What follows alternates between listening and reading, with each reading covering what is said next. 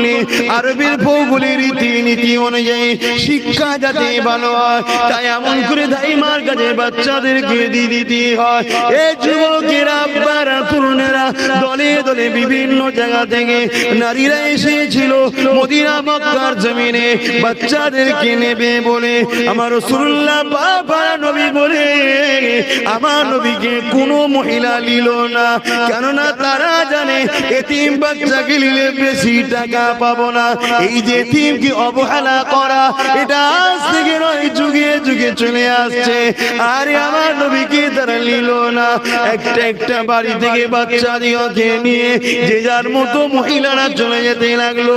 ওই কাফেলার সঙ্গে রওনা দিয়েছিল হযরতে হালিমা বলে একজন মহিলা, বড় দুর্বল মহিলা, গরিব মহিলা, বয়সটাও হয়েছিল এবং গরিবী সংসার, অভাবী সংসারের মহিলা।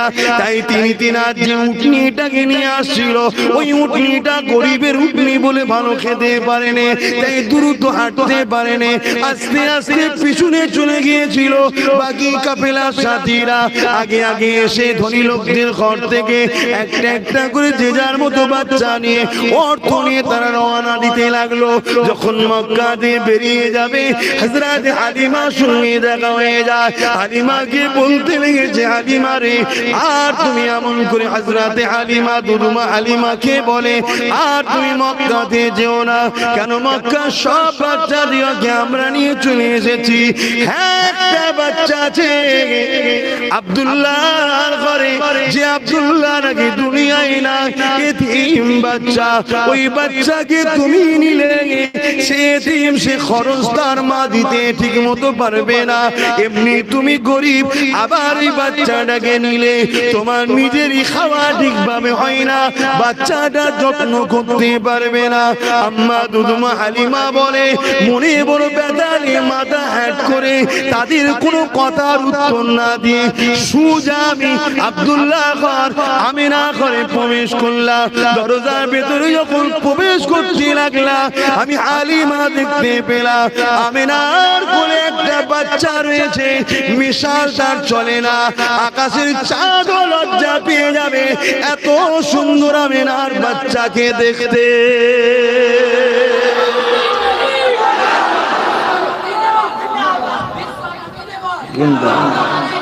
আল্লাহ, আমার রাসূলকে দেখে আকাশের চাঁদও নিজেকে ঢেকে নিতেন, এত সুন্দর আমার রাসূলকে দেখতে। চাঁদের খুঁত আছে, আমার রাসূলের কোনো খুঁত ছিল না। জোরে বলুন সুবহানাল্লাহ।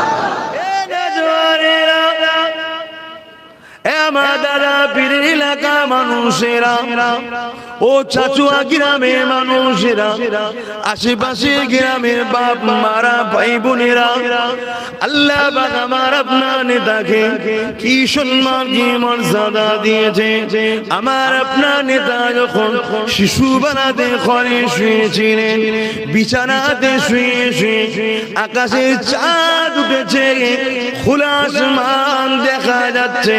আল্লাহ নবী আশারাটা করেছে, সাদা আঙুলটা আসমানের দিকে তুলে শিশুর বেলাতে নবী আমার চাঁদের দিকে যখন ইশারা করে আঙুলটা ডান দিকে দেয়, চাঁদটা নবী ইশারা পেয়ে ডান দিকে যায়, বাঁ দিকে দেয়, চাঁদটা নবীর ইশারা পেয়ে বাঁ দিকে যায়। আমার নেতার ইশারাতে শিশু বেলাতে চাঁদ হুকুম পালন করে। সেই নেতা অনুসারী আমরা, শুধু মুখে বললাম, দরদ থাকা দরকার নবীর উপরে, ঠিক না বে ঠিক? এবারে লোক দেখানো করে লাভ নেই, দুনিয়া তোমায় কি ভাবছে জেনে লাভ নেই। যদি তুমি সত্যি দরদি হও, দুনিয়া তোমাকে যদি মনে করে ধরো নবীকে ভালোবাসে না, ওটাও যায় আসে না। তুমি সত্যি ভালোবাসো, কেউ না জানুক, আমার আল্লাহ জানে, আর আমার আল্লাহ তার দোস্তকে জানায়, অমুক গ্রামে অমুক ছেলেটা, অমুক গ্রামে অমুক মেয়েটা, অমুক গ্রামে অমুক বাপটা, অমুক গ্রামের অমুক মাটা তোমাকে হাবিব খুব ভালোবাসে। আর আমি কথা দিয়েছি, তোমায় যে ভালোবাসে আমি আল্লাহ তাকে প্রেম করে নিই। জোরে বলুন সুবহানাল্লাহ। মুসলমানের ছেলে মেয়েরা, তরুণেরা, বাপেরা, আল্লাহ আমার নেতাকে এত সম্মানিত করেছে। কোন নেতার মাহফিল বানাতে লেগেছি, যে নেতা না হলে লাউলা কালামা খালাকতুল আফলাক, এ জমিন হতো না, আসমান হতো না, চাঁদ হতো না, সূর্য হতো না, সিতারে হতো না, পার হতো না, পর্বত হতো না, মক্কা হতো না, মদিনা হতো না, তামাম কায়নাত কিছুই হতো না। যে নবী পাকের খাতির আল্লাহ আদম শফিউল্লাহকে বানিয়েছে, মুসা কালিমুল্লাহকে বানিয়েছে, তামাম নবী রাসূল পীর পয়গম্বরদেরকে বানিয়েছে, যে নবীর খাতির আল্লাহ জান্নাত একটা বেশি বানিয়েছে।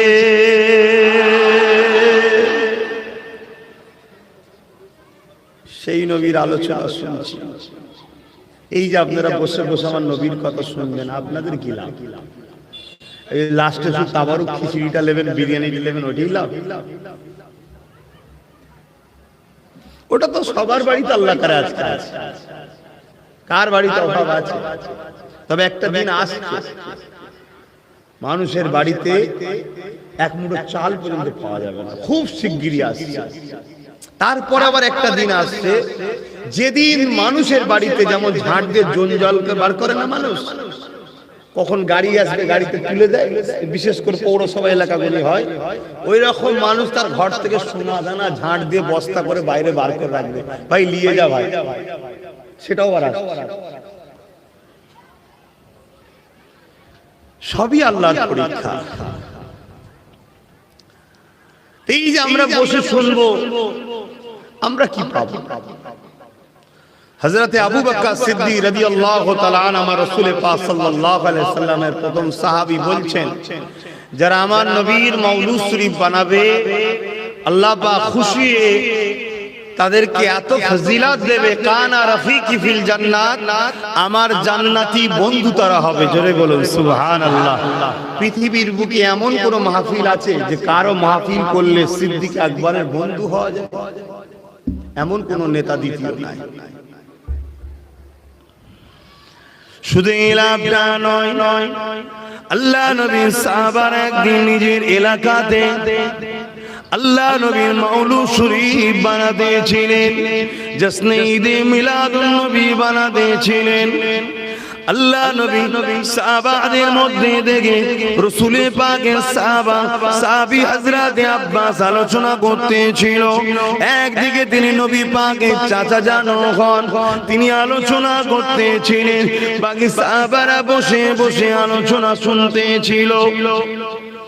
এ যুবকেরা, আল্লাহ নবী চাচা জান আলোচনা করে, এ আমার সাবির উম্মাহ সাহাবারা, আল্লাহ আমার নবীকে এত সম্মানিত করেছে। আম্মা আমিনা বলতে লেগেছে, আমি একটা খ্বাব দেখলাম, যে খ্বাবের মধ্যে দেখতে লাগলাম একটা নূর, একটা আলো, যে আলোটা শাম দেশের প্রাসাদ পর্যন্ত আলোকিত হয়ে গেছে। আল্লাহ নবী জানিয়ে দিলেন ওই আলোটা অন্য কেউ নয়, ওই আলোটা হলো, নূরটা হলো আমি মুহাম্মাদুর রাসূল।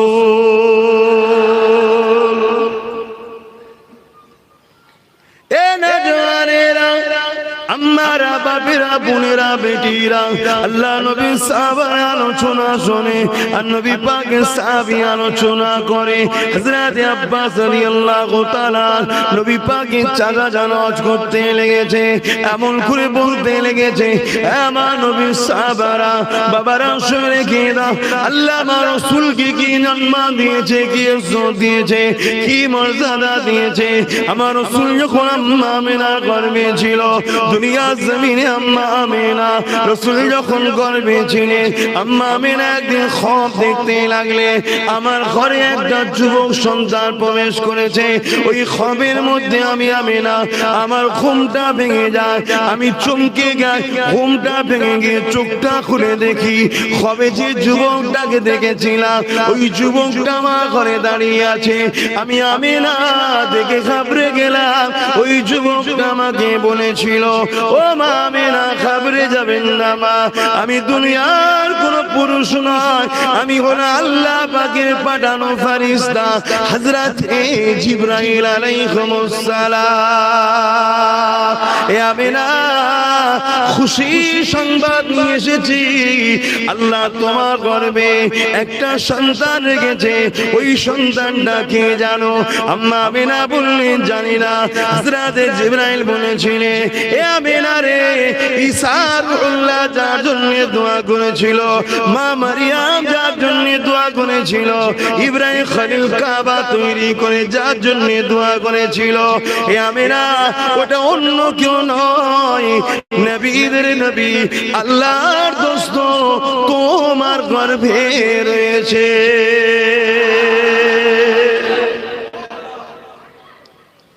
সেই নেতার আলোচনার মা যদি চুপ করে বসে শুনি, আর এই আলোচনা শুনে যদি অন্তর খুশি হয়, ফায়দা আছে না না?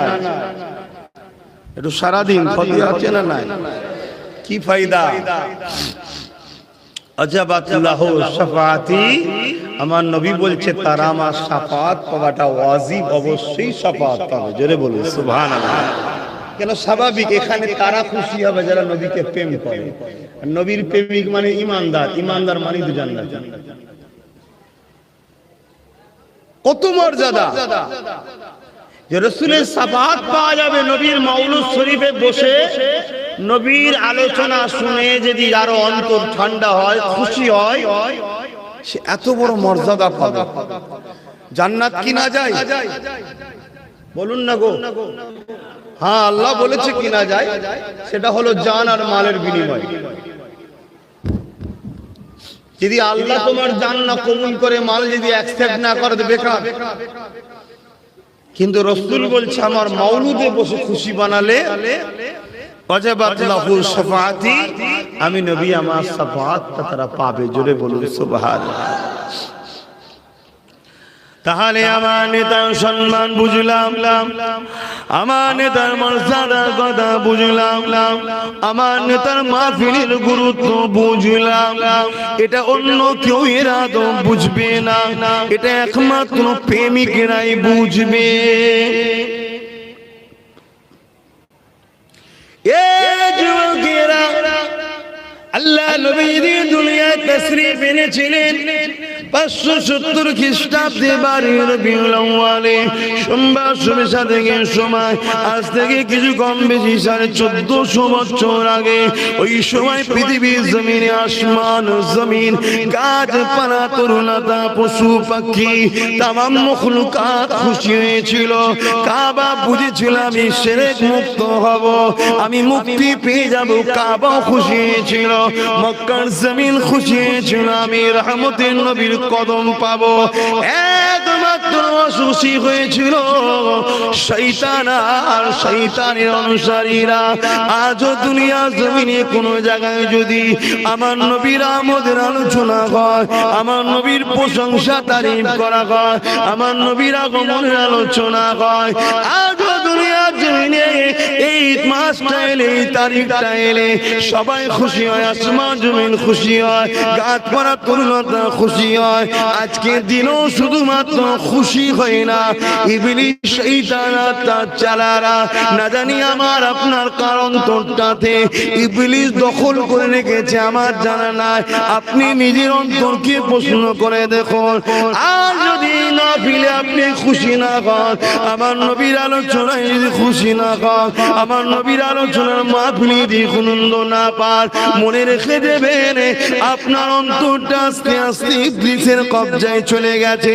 এই জায়গা থেকে আপনাকে ফিরে আসার রাস্তা আছে, ওই রাস্তাটা হলো উযকুরুল্লাহ যিকরান কাসীরা, আল্লাহ নামে বেশি বেশি করে জিকির করে অন্তরে ধাক্কা দিতে হবে। আল্লাহ আল্লাহ আল্লাহ আল্লাহ আল্লাহ আল্লাহ আল্লাহ, এইভাবে আল্লাহর পবিত্র জাত নামকে ডেকে ডেকে অন্তরকে পবিত্র করতে হবে। কেননা পৃথিবীর একটা মানুষ জান্নাত যেতে পারবে না যদি তার অন্তরে রসুলকে রসুল চিনে জানের থেকে বেশি ভালোবেসে আদব যদি মেনে না নেয়, সে কোনোদিন আল্লাহ পাকে জান্নাতে যেতে পারবে না। কেননা জান্নাতে সে যাবে যে আমার আল্লাহর দোস্তকে ভালোবাসবে।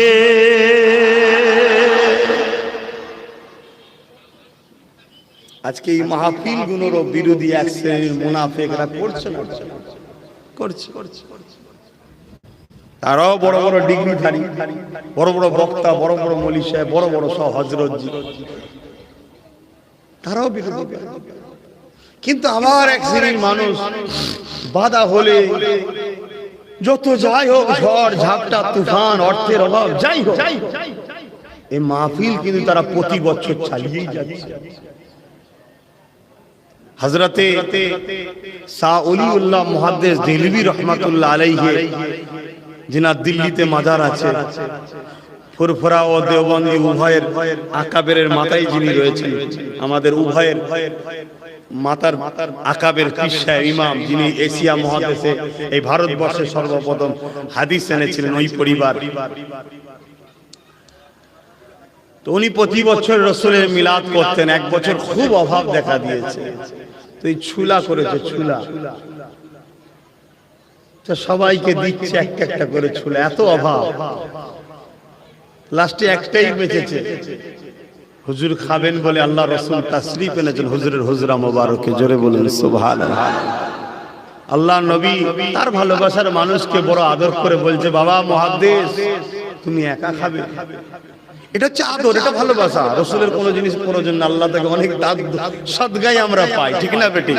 তাহলে কতটা আপন মনে করে, রক্তের সম্পর্ক কাফন পর্যন্ত, আর ইমানের সম্পর্ক জান্নাতের ভেতর পর্যন্ত, জোরে বলুন সুবহানাল্লাহ।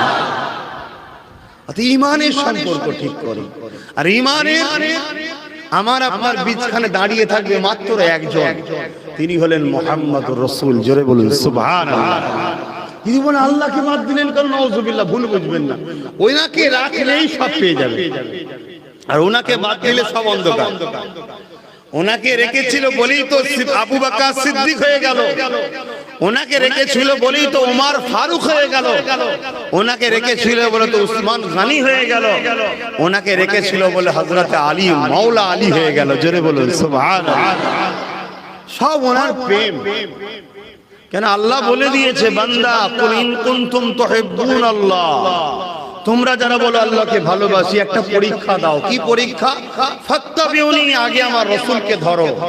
ধরতে গেলে প্রেম লাগে, বাপ না প্রেম থাকলে ধরা যায় না। এই যে আপনারা এসেছেন, প্রেম ছিল বলেই এসেছেন, নাই ধরে আসতেন নাই। ঠিক খাবার সময় যদি ব্যাপার থাকতো, শুধু খাবার সময় চলে এলেই তুমি এটা প্রেমে এসেছে। এই যে পাশে ওনাদের তরলপুরে জলসা আছে, কত সমস্যা জলসালে, আপনারা সবই জানেন। এলাকার মানুষ, আর মাইকে বলছি না, সব লজ্জার কথা বলে লাভ নেই, এক জায়গায় তো বলেই ফেললাম। মানে কত সহ্য করে বলেন না, দিন রাত যদি আমার গলায় পা দিয়ে লড়াই করে, তাহলে একবার তো বলবো, লাগছে, বলবো না, আর বললি গেল বিয়াদব, আচ্ছা আমার লাগছে বলবো না, অনেক সহ্য করছি, আর কত সহ্য করবো? এইটা বলে যেমন খুশি করবেন, কি এইটা কাটলেও লাগে, এটা কাটলেও তো লাগে, তা বলে এইটা বলে একেবারে অবহেলা করলে হয় না। তো যাক, তারপরে ওই যে ছেলেগুলো সব বসে আছে, এত বাধা আর করার পরও বলছে না হবে, কেন হবে না? এই যে জিনিস, এটা প্রেম ছাড়া হয় না বাবা। অত ঝুট ঝামেলা কে দায়িত্ব নেবে বল না, চ বাবা চ, মিলে মিশে যায়। কেন এখন আব্বাস সিদ্দিকীর সঙ্গে মিশা মানে যে কোনো টাইম থানায় চলে যেতে পারে। আব্বাস সিদ্দিকীকে সালাম দেওয়া মানে যে কোনো টাইমে আপনার কাজ বন্ধ হয়ে যেতে পারে। তারপরেও যে ভালোবাসছে, এটা কত দিল থেকে হচ্ছে বুঝতে পারছেন? এই প্রেম থাকলে অনেক কিছু হয়। তাহলে আজকে যদি আমাকে প্রেম যদি হয়, কিন্তু আমি সামান্য মানুষ, তাহলে আমার রসুলের ক্ষেত্রে যারা রসুলকে প্রেম করেছে তাদের প্রেমটা কেমন প্রেম? সে প্রেমের তুলনা চলে? হ্যাঁ, শুধু একটা কথা বলি, আল্লাহ নবীর একজন প্রেমিকের কথা বলি, নাম তিনার হযরতে সুমাইয়া। আজকে অন্য বিষয়ে কথা বলা দরকার, তারপরটা বলছি। প্রেমিক একটা। এই যুবকেরা, পৃথিবীতে নারীরা নবী হয় না ঠিকই কথা,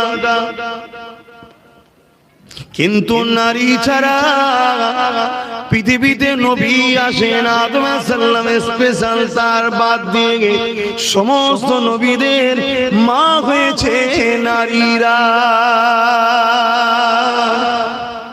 বাপ ছাড়া ঈসা আলাইহিস সালাম এসেছে, কিন্তু মা ছাড়া না, তাই তো নাকি? আর আদম আলাইহিস সালাম ব্যাপারটা হচ্ছে বাপ মা দুটো ছাড়া, ওটা স্পেশাল একটা আল্লাহর প্রথম শুরু তো সৃষ্টি।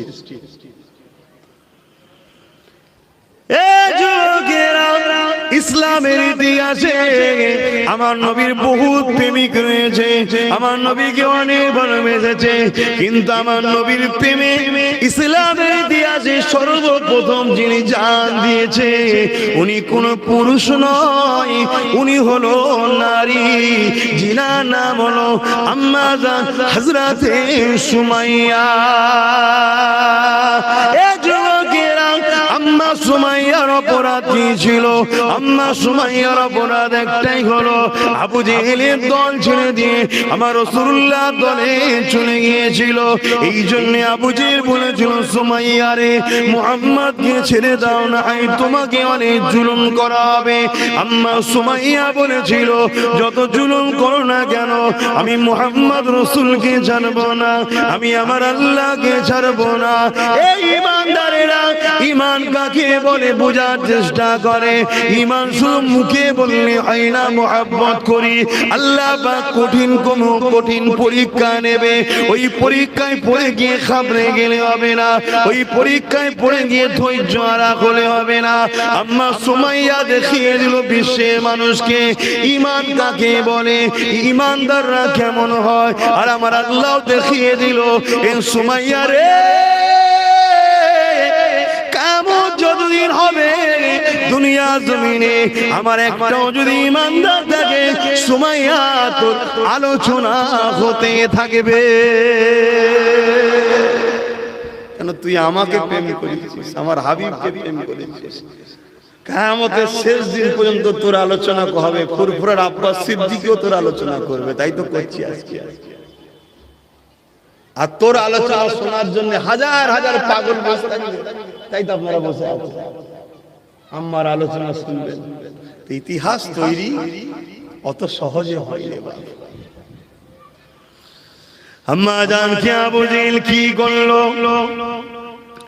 বাজারের বীজকারে লোকেদের সামনে অর্ধ উলঙ্গ করে দিল। বেউজ্জতি ব্যাপার, অর্ধ উলঙ্গ করে বলেছিল, সুমাইয়া আল্লাহকে ছেড়ে দে, মুহাম্মাদের দল ছেড়ে দে।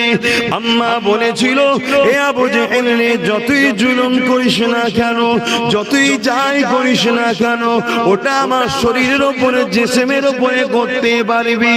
আমার যে জায়গায় আল্লাহকে বসিয়েছি, আমার যে জায়গায় নবীকে বসিয়েছি, ওই জায়গাতে কখনো তোর চোর চলবে না। ওটা আমার অন্তর, ওটা আমার হৃদয়। এই যুবকেরা এই কথা শুনে আবু জেহেল রেগে গিয়ে ঘোড়া মাঙালো দুটো। আম্মা সুমাইয়া দুই পায়ে ভালো করে দড়ি বেঁধে দিল, ঘোড়ার পায়ে দড়ি বেঁধে দিয়ে ঘোড়াকে ছুট কাটাতে লাগলো। আর বুকের উপরে একটা ভারী পাথর চাপিয়ে দিল। নিঃশ্বাস নিতে কষ্ট হতেছিল। গরম মরুভূমির বাড়ির উপর দিয়ে আম্মা সুমাইয়াকে টেনে টেনে যেতে নিয়েছে। ভেবে দেখুন তো দেখি, চোখটা বন্ধ করে ভেবে দেখো, যদি আপনাকে বালির উপর দিয়ে টেনে নিয়ে যাওয়া হয়, যে গরম বালিতে মানুষ পা দিতে পারে না, ওই গরম বালিতে আম্মাকে চিৎ করে শুইয়ে দিয়ে টেনে টেনে টেনে টেনে নিয়ে যেতে লেগেছে। ঘোড়া ছুটতে লেগেছে, বুকে আবার ভারী পাথর, দম নিতে অসুবিধা হচ্ছে, পিঠের কোমরে চামড়া কোনো ছিলে ছিলে ছিলে ছিলে আম্মা খারের কাছে জড়ো হয়ে গেছে, তথাপিও আম্মার জবান থেকে আল্লাহ আল্লাহ নবীর নাম মুছতে পারেনি।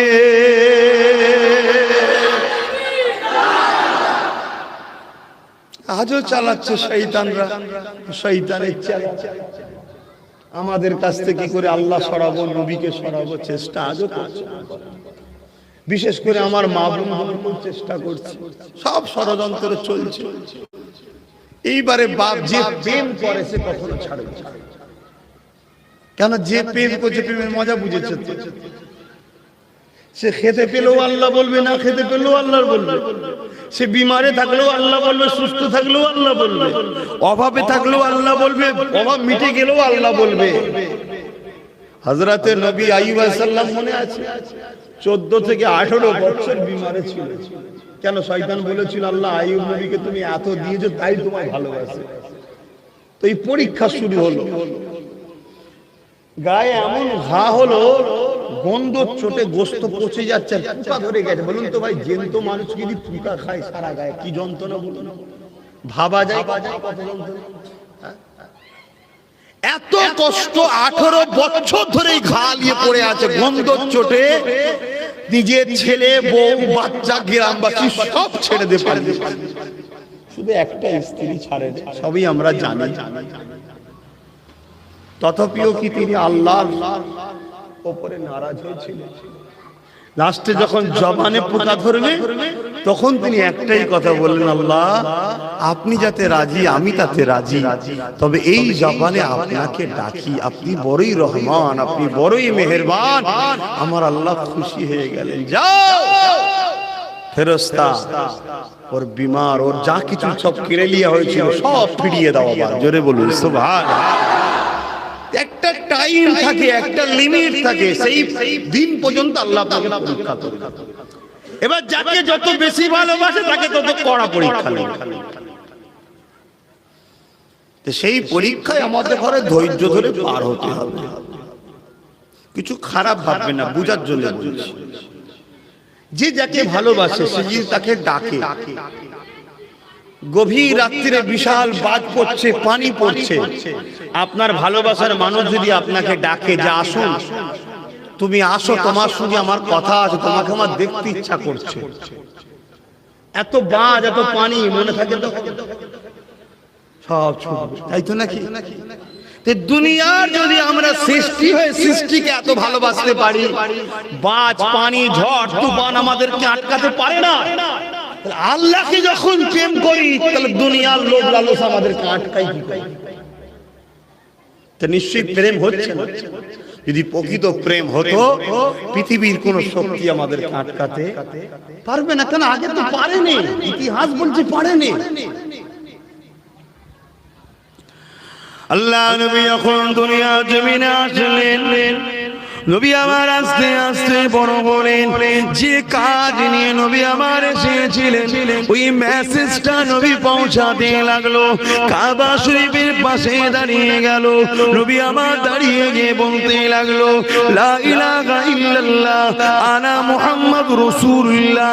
যারাই নবীকে ভালোবাসতো, যারাই মুহাম্মদকে আলামিন বলেছিল, যারাই আমার নবীকে বলতো খুব ভালো ছেলে, যারা আমার নবীর প্রশংসা করতো, যারা আমার নবীর সঙ্গে নিজের বাচ্চাদেরকে খেলতে বানাতো, নবী না হলে তাদের বাচ্চারা যাবে না, সব সময় আমার নবীকে যারা খুঁজতো, কিন্তু নবী যখন 40 বছর বয়সে বলল লা ইলাহা ইল্লাল্লাহ আনা মুহাম্মাদুর রাসূলুল্লাহ, এ বিশ্বের মানুষেরা তোমাদের হাতে তৈরি করা 360টা, এরা তোমার ইলাহ নয়, এরা তোমাদের মাবুদ নয়, এরা তোমাদের প্রভু নয়, এরা তোমাদের খালেক নয়, এটা তোমাদের কাল্পনিক বানানো।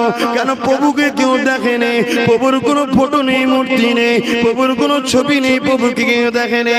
প্রভু আমাকে পাঠিয়েছে শতশের নবী রাসূল করে। এর আগে ঈসা নবীকে পাঠিয়েছে, মুসাকে পাঠিয়েছে, পাঠিয়েছে, ইব্রাহিম নবীকে পাঠিয়েছে, ইসাক নবীকে পাঠিয়েছে, ইসমাইল নবীকে পাঠিয়েছে, ইউসুফ নবীকে পাঠিয়েছে।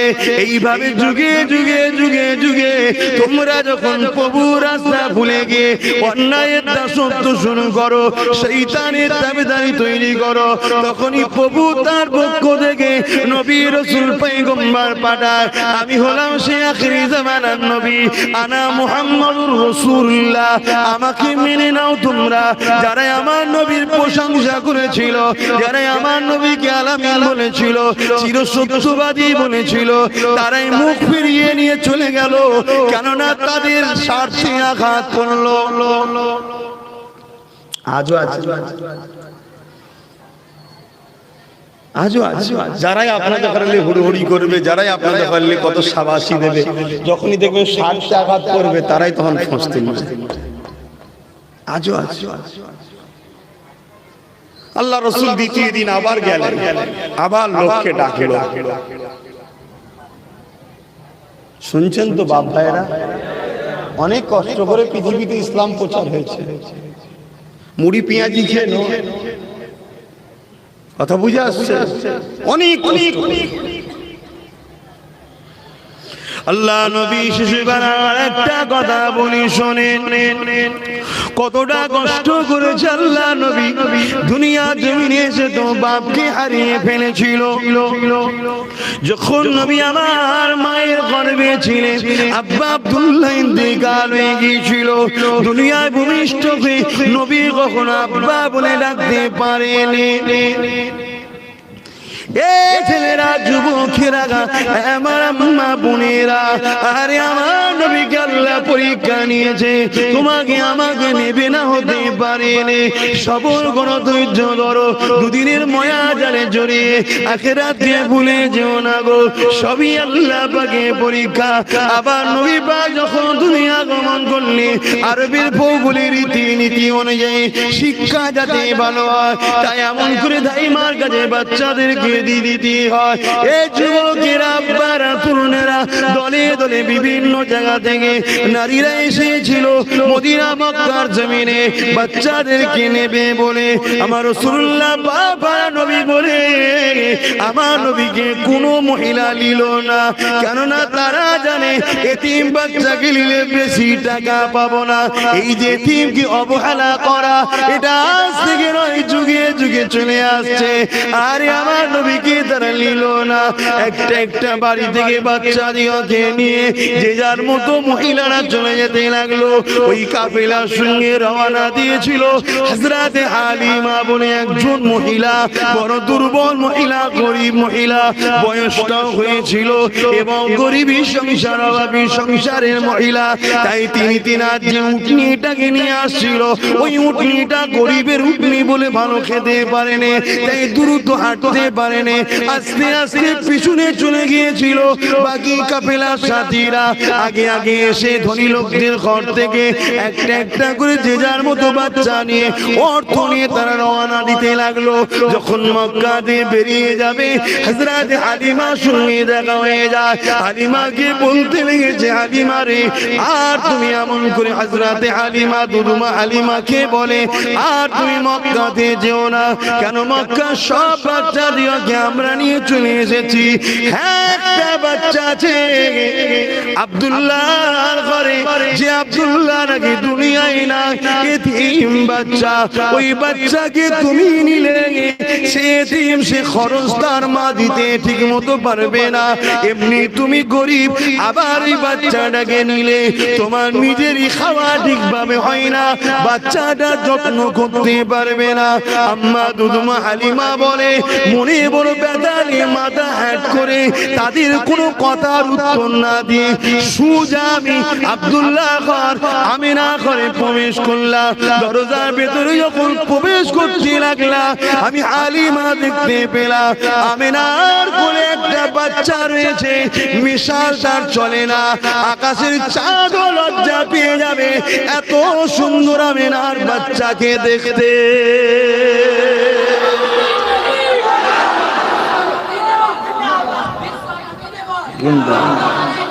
আল্লাহ আমার রসুলকে দেখে আকাশের চাঁদও নিজেকে ঢেকে নিতেন, এত সুন্দর আমার রসুলকে দেখতে। চাঁদের খুঁত আছে, আমার রসুলের কোনো খুঁত ছিল না। জোরে বলুন সুবহান। কি গো বলা যাবে তো নাকি? কেন এখন বাবা কথা বলা যাচ্ছে না? আবার কেউ যেন কাটিং কাটিং করে ছেড়ে দিবিনি বাবা, জলসা টলসা কাটিং টাটিং করে কেটে এডিট করে কিছু ঢুকিয়ে দিয়ে নানা রকম চক্রান্ত চলছে, আমাকে জড়াবার, ফাঁসাবার, জড়াবার চেষ্টা চলছে। ঠিক আছে, আমার আল্লাহ আমার জন্য যথেষ্ট, ইনশাআল্লাহ। চলছে চলছে।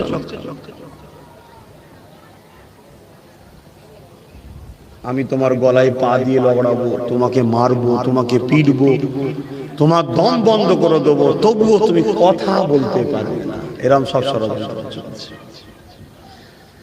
তাম্মা আমিনা হুজুরের কোলে আমার রসুল রয়েছে। রসুল তারা আম্মার মুখের দিকে তাকিয়ে আছে। দুধমা হালিমা ঘরে ঢুকেছে।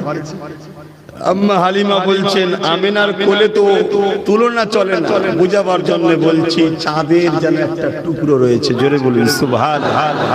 আমি যখনই ঘরে ঢুকলাম, আমিনার থেকে মুখটা ঘুরিয়ে মুস্তাফা জানে রহমত আমি হালিমার দিকে তাকালো, তাকিয়ে একটা মুচকে হেসেছিল।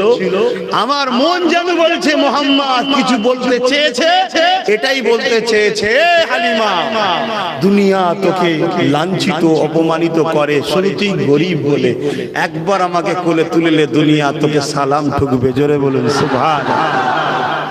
আজ আব্বাস সিদ্দিকীর জান কুরবান হয়ে যাক আমার রসুলের দুধ মা হালিমার কদমে, ঠিক না বেটি? হায় রে হালিমা, কাকে কোলে নিয়েছে? আমার রসুলকে কোলে নিলেন, অনেক বড় কথা। রওনা দিলেন। আম্মা আমেনা কিন্তু বলেন ইনি আখিরি জামানার নবী, বলেন কেন? দুশ্মন থাকে না? পৃথিবীতে একদল ধার্মিক থাকে, আর একদল আবার ধর্ম ব্যবসায়ী থাকে। ধার্মিক যে কোনো ধর্মেরই হোক, সে অন্য ধর্মকে কখনো আঘাত দেয় না। কেন? সে ধার্মিক। কেন? সে তার ধর্মকে ভালোবাসে। সে জানে ইট মারলে পাটকেল আসবে। কিন্তু ধর্ম ব্যবসায়ী যারা, তারা সর্বসময় কিন্তু একে অপরের ধর্মকে আঘাত দেয়।